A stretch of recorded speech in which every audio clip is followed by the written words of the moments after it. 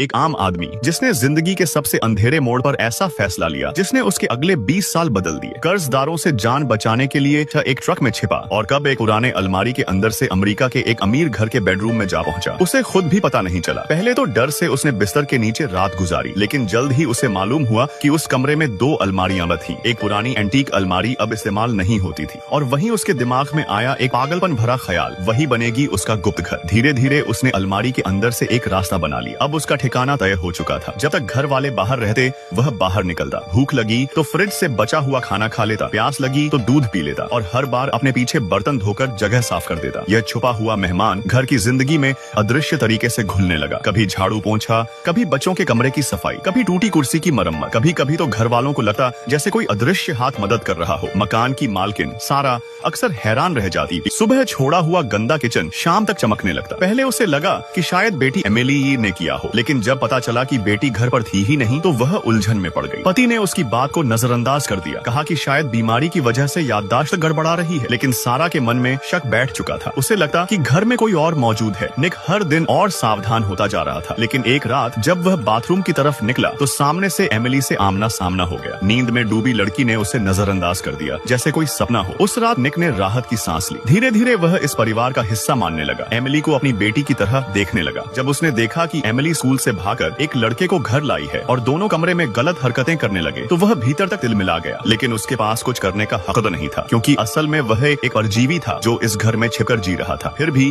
बाप जैसी चिंता उसके दिल में उठी। एक दिन उसने एमिली का फोन लेकर उस लड़के को बुलाया और खुद को उसका पिता बताकर सख्ती से चेतावनी दी।